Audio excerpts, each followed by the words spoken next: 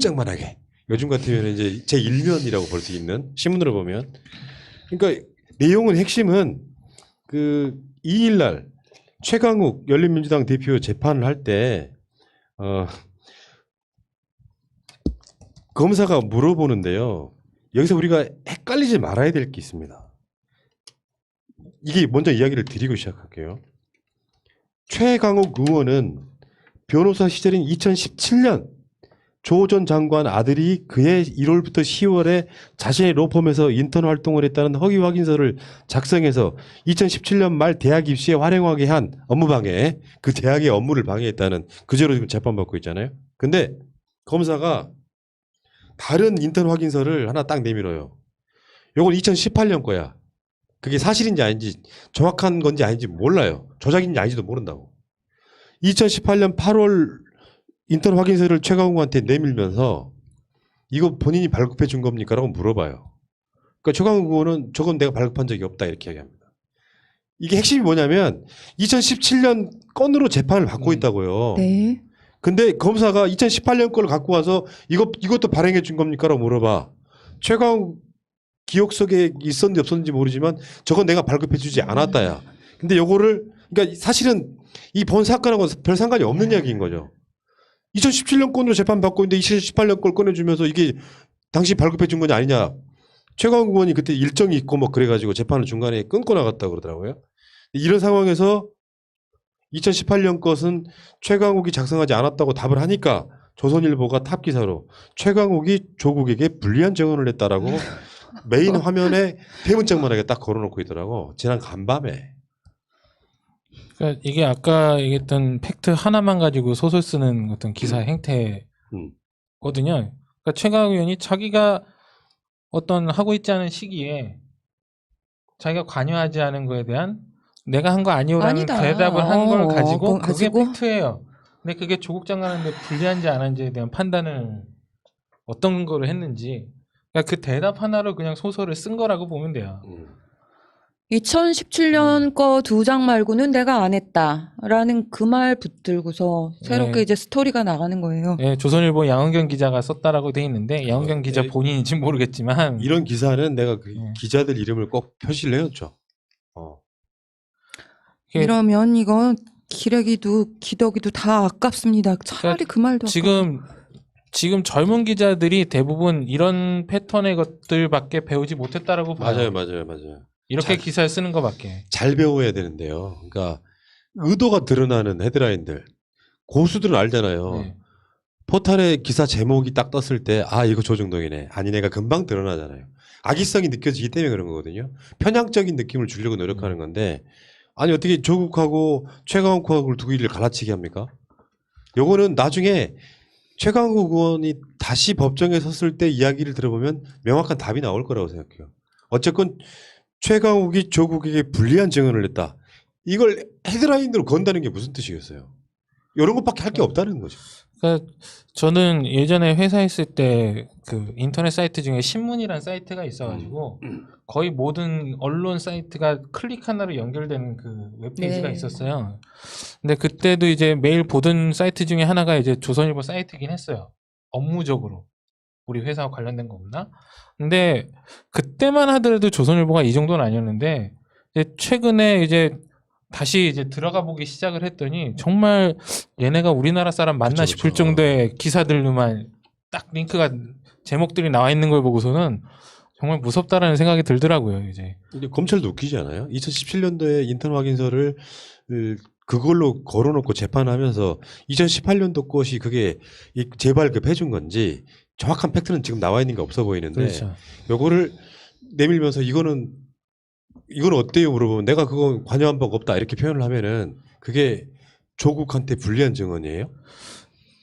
그거라고 보기는 어렵겠지만은 지금 생각할 때는 검사들이 내놓아서 할 만한 거리가 그거밖에 그러니까. 없다라고 볼 수밖에 없는 거죠. 제가 보도에만 보면은 지금 2018년 8월 7일자로 발급됐다고 그러는데 최강욱 비서관이 그 공직기강 비서관으로 한 게 2018년 9월 5일이거든요. 그러니까 이제 여기에 대해서는 그 이 기사 자체 그 날짜가 지금 잘못 기재됐기 때문에 저는 이건 최강욱 의원의 그 의견을 들어봐야 된다고 생각합니다. 그러니까 너무 일방적인 기사를 이렇게 그러니까 아까 말씀하신 대로 일면 헤드라인에 딱 이렇게 네, 해놓으면 걸어가지고. 사람들은 아 이거 조직적으로 최강욱이가 거짓말하고 뭐니? 있구나라는 인상을 심어주기 위한 기사라고 생각합니다.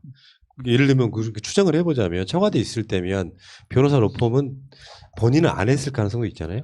굳이 말하자면. 그렇죠. 그러면 그 상황에서 다른 사람이 발급했을 수도 있잖아요. 그렇죠. 그 그러니까 가능성이 있죠. 나는 그 관여한 바 없다 이런 식으로 이야기를 하면 이게 조국 장관에게 불리한 증언을 최강욱이 했다.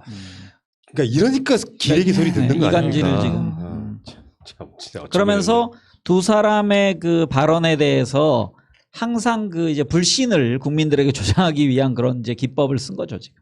이게 재발급이라는 이야기가 들려오네요. 재발급. 2017년에 했던 걸 2018년에 재발급해 준 거. 그럴 수 있죠. 재발급을 내가 관여한 바 없다는 뜻일 수도 있잖아요. 그렇죠. 재발급은 뭐 확정된 그렇죠. 사실이니까 증명서를 다시 띄워주면 되는 거니까. 그러니까 컴퓨터에 있는 양식을 프린트 다시 할 수 있는 거죠. 은경아, 조선일보 양은경. 은경아 이러면 안 되지. 아니 나도 그 관련된 학과를 나왔는데 너 어디서 배웠니 그 기사 쓰는 거? 아니 기자 삼진 아웃제 뭐 이런 거 좀 못 만드는 겁니까? 아 2017년 재발급이라고. 어쨌건 참 대단한 사람들이다 정말 훌륭하다 진짜. 우리 은경이. 알겠습니다.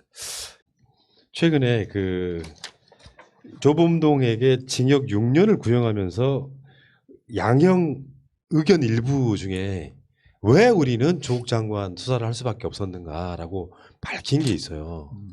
이제 그거 내용을 이렇게 쭉 보면은 난 정말 어처구니 없어서 말이 안 나오는 게 얘네들은 그러니까 이를테면 그게 제가 자주 쓰는 표현 중에 극화된다는 표현 쓰거든요.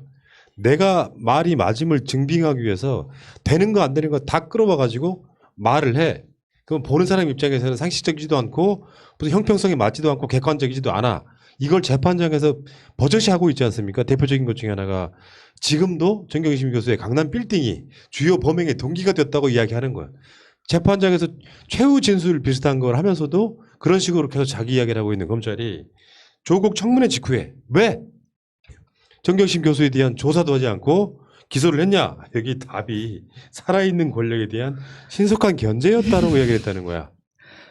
여기 좀 더 정확하게 반론을 딱 하나 펼치면 이런 거예요. 왜 니들이 권력을 견제해? 검찰이 권력을 견제하는 기관입니까? 검찰이 권력을 견제하는 기관이야? 범인이 범죄 행위에 대한 이 수사를 하는 기관이지 권력을 견제하는 기관이 아니에요. 좀 정확히 말하면. 이걸 지금 이유라고 됐어요. 그러니까 저는 만약 검찰이 국민들로부터 그 부당한 권력에 대해서 이런 견제를 했다면 저는 박수 받았을 거라 생각합니다. 하지만 국민 대다수가 그 지지하고 그다음에 국민의 손으로 뽑은 하지만 그 검찰의 비대해진 잘못된 아직 그 국민으로 돌아오지 않은 권한에 대해서 견제하는 권력에 대해서 그냥 대든 거죠.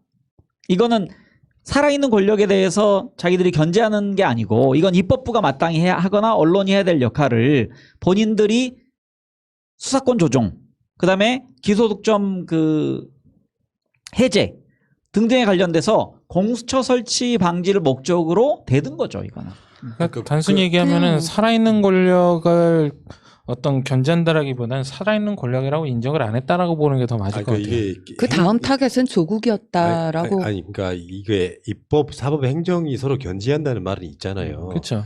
행정부의 이론인 놈들이 여기 뭘 끌어왔냐면은 박근혜 국정농단 사건 때 살아있는 권력에 대한 검찰의 신속한 견제 기능이 발동하지 않았다는 비판이 있었습니다. 본 사건은 우리 사회의 의혹 제기에 신속 대응하면서 실체적 진실의 상당 부분 다다를 수 있었다는 점에서 의의가 있습니다.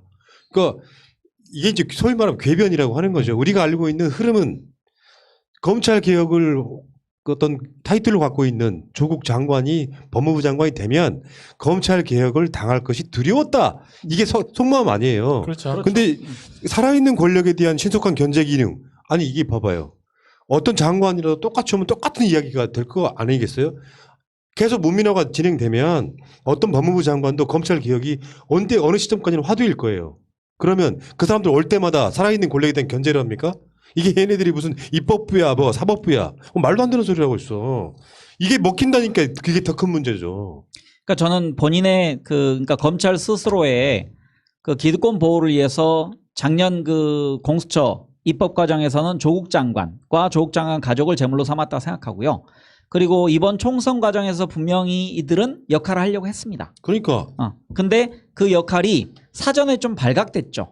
그리고 국민들이 거기에 대해서 이미 낌새를 차렸어요. 그래서 어떤 역할도 하지 못했는데 하나 그 과정에서 이제 도드라진 게 바로 채널A의 이동재 기자 사건입니다. 그러니까 그게 만약에 발각되지 않고 그대로 진행됐다 그러면은 이번 총선 결과 지금처럼 절대 나올 리가 없고요. 또 하나는 검찰이 아주 중요한 플레이어가 됐을 겁니다. 지금처럼 그냥 선거판에 뛰어들어서 정치를 하는 그런 조직이 됐었을 거고 아마 공수처 출범은 무력화됐을 가능성이 크다. 그러니까 이게 이제 생각해보면 되게 끔찍한 게 대개 검찰은요.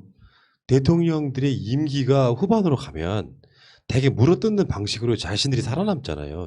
지금까지 그래왔단 말이에요. 그러니까 검찰에 의해서 레임덕이 더 확실해지는 경우가 훨씬 많아요. 왜? 대통령 측근들 몇 명만 털어버리면 이 사람들 부도덕하네 하고 지지율 떨어지고 그리고 자기들의 의도대로 총선 때 우리가 압승하지 않았다면요.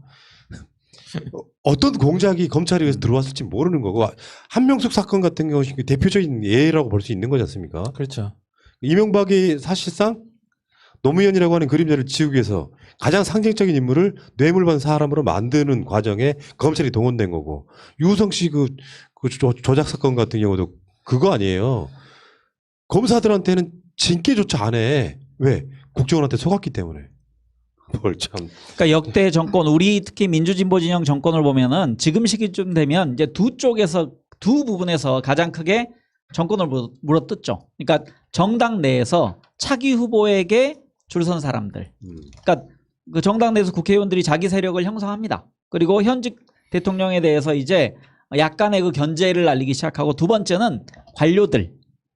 그러니까 관료들이 대표적으로 그 정부에 대드는 그리고 고급 정보를 야당에 이렇게 갖다 바치는 그래서 줄 서는 역할을 하는데 그중에 제일 심한 조직이 실은 권력기관, 소위 권력기관, 그러니까 검찰과 국정원이었죠. 근데 지금은 이번 정부 들어와서 국정원은 전혀 정치에 개입했다는 얘기가 야당으로부터 전혀 나오지 않고 있습니다. 그러니까 그만큼 검찰은 개혁이 잘 돼 있다. 다만 지금 국정원은 국정원은 죄송합니다. 괜찮아요. 다 알아먹었어. 뭐 실수가 한두 번이 아니니까. 근데 검찰은 견제되지 않고 있죠. 그리고 견제하려고 해도 자기들의 권한을 과도하게 믿는 그런. 아무튼 진짜 골 때리는 건 뭐 살아있는 권력에 대한 견제라니요. 아니 실체적 진실의 상당 부분 다다를 수 있는데 다다랐다는데 의의가 있다. 어떻게 이런 말을 할 수가 있죠? 이건요. 내가 봤을 때는 야, 윤석열의 사감이 작용한 거라고 보는 게 정확하죠. 그러니까 검찰총장이 미쳐 있어요? 그러니까 지금도 그 이야기까지 했어요. 뭐 인지수사했다. 조국 장관을 내사했다. 요건 아니고 정확히 말하면 고소고발 들어온 건을 우리가 수사한 거지만 왜 그렇게 막 대대적으로 했느냐가 바로 살아있는 권력에 대한 견제였다. 이렇게 개소리 하시는데 내가 알고 있는 타이틀은 달라요. 윤석열이 이 조국 장관에 관련한 사모펀드 첩보를 듣습니다. 그래서 조국 장관이 민정수석으로 가면서 사모펀드 관련해서 등등등등 해서 뭔가 어마어마한 뇌물을 받았다는 첩보를 입수한 윤석열이 조국을 법무부 장관에 앉히면 안 된다고 청와대에 로비까지 해요. 그건 팩트예요. 드러난 사실이라고. 근데 문 대통령이 안 받아줬지. 그때부터 대노한 윤석열은 문 대통령한테 보여주고 싶었던 거예요. 사실은 처음에 시작은 조국은 이렇게 나쁜 놈이라고. 근데 털다가 막 압색 한꺼번에 막 20군데 시작하고 난리를 쳤는데 나온 게 없었어요. 그런데 이미 청문회 일은 점점점 다가오기 시작했지. 그러다가 청문회 끝나기 전에 조국 장관을 사퇴시킬 목적으로 정경심을 조사 한번 하지 않고 기소해버림으로써 당시 청문회가 끝나갈 무렵에 그런 질문을 하게 만들죠. 부인이 기소되면 가족이 기소되면 뭐 사퇴하실 겁니까? 라는 엿단 소리를 서로 내통하면서 그렇죠. 주광덕, 여상규 기억들 안 나세요? 기억나요. 얘네들은 지금 그런 목적으로 수사를 했으면서 무슨 살아있는 권력에 대한 견제야.